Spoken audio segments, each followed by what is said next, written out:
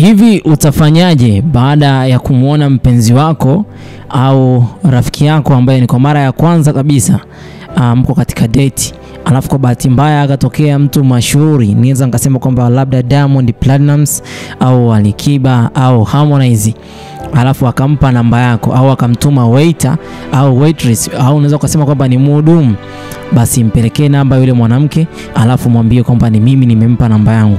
Alafu kwa bahati mbaya huyo mwanamke yupo na boyfriend wake katika meza na wewe ndo mwanaume katika situation ya namna hiyo, utajisikiaje kama girlfriend wako ataichukua ile namba alafu aifiche, alafu huku aendelee kuongea na wewe, au aichukue ile namba alafu mwisho wa siku aitupe?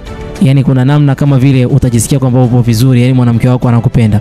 Ila endapo kama akichukua namba ile baada ya msanii huyo mkubwa au mtu huyo mashuhuri kuchukua na akaificha kwa lengo la kwenda kumtafuta baadaye anapokuwa yuko busy au anapokuwa yuko katika hali ambayo ni nzuri tofauti na kwamba yuko hapo mbele yako, basi utajisikia katika hali mbaya sana.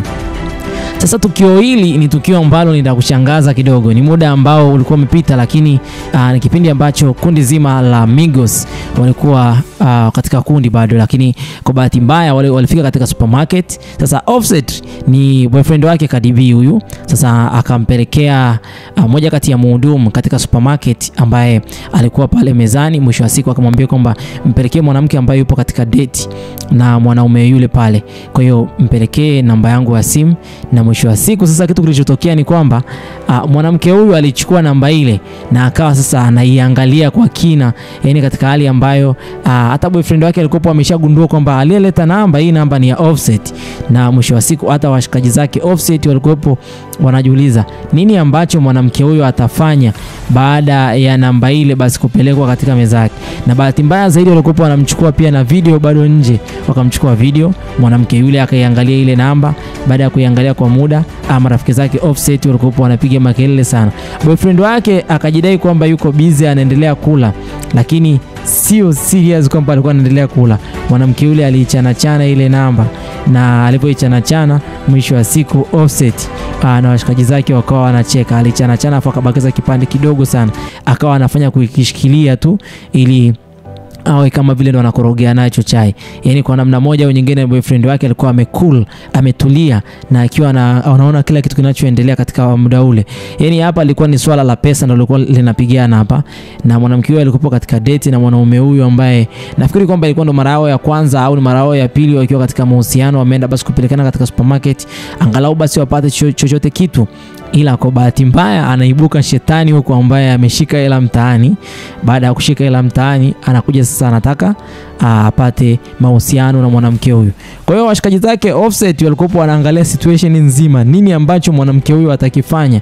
Na Offset alipofanya vile, video hiyo iliweza kusambaa sana katika mitandao ya kijamii. Mpaka kwa muda huu tunavyoongea video hiyo bado huko katika nchi ya Marekani. Timbwili la wake Offset pamoja na mpenzi wake Cardi B lilipokuwa linaendelea, basi walikuwa wanaliongelea pia jambo hili la video. Wanamtem kama Offset ni mwanaume ambaye anapenda sana wanawake, na ni mwanaume ambaye anafanya vitendo vile kwa sifa. Anafanya vitendo vya kuwapata wanawake kupitia mfumo ambao sio mzuri, na ni mfumo ambao ukijaribu kuangalia ni mfumo ambao ni anatumia pesa yake kwa lengo la kuwahujumu au kwa lengo la kuwadhulumu wanawake penzi lao.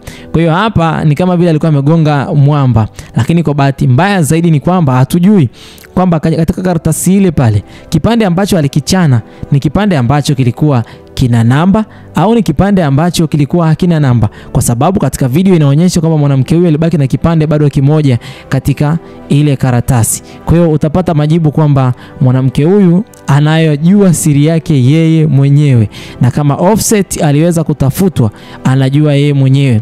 Kundi zima lilikuwa likitabasamu nje, lakini ni muda ambao Offset aliweza kumpa mwanamke namba wakati ambao alikuwepo na mwanaume wake, kitu ambacho watu wengi wanakitemu kwamba Offset ni mwanaume ambaye ujasiri huo ni ujasiri wa namna gani, ujasiri ambao sio mzuri. Wanaume wengi katika nchi ya Marekani wanamtemu Offset kama vile sio mshikaji ambaye yuko poa, ni mshikaji ambaye ana tabia ambayo sio cool, sio tabia ambayo ni nzuri kabisa. Wanaume wengi wanaofanya hivi basi uwaga wanatumia nguvu ya pesa kufanya maamuzi kama haya. Ila Kwa wale ambao hawana pesa basi ndio wanaumia sana. Kwake Offset hapa alikuwa anamuumiza mwanaume huyu. Je, lingekutokea wewe, ungelichukuliaje jambo hili?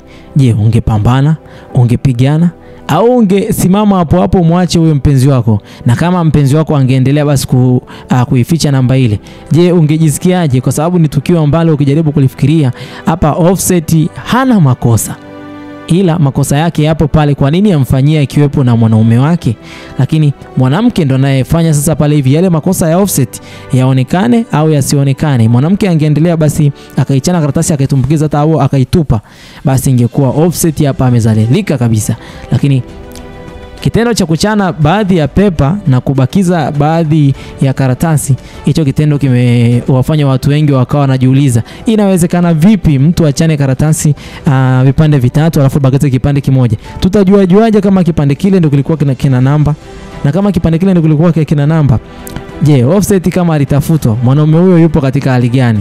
Je, alienda kujitundika? Hapana. Hatujui nini ambacho kiliendelea kwa mwanaume huyu. Lakini kwa upande wako wewe ungefanyaje? Dondosha comment yako hapo chini utuambie. Msanii yote akikufanyia kitendo kama hichi, wewe ungejisikiaje au ungelichukuliaje jambo hili? Sitakuwa na la ziada kwa muda huu. Hii ni Harmonize News. Hapa ndipo kiwanda cha burudani unapoenda kupata taarifa zote za mastaa mbalimbali duniani, ila bila kusahau story mbalimbali sekunde baada ya sekunde. Wala hatutumii masaa, ni dakika juu ya dakika. Bye bye for now.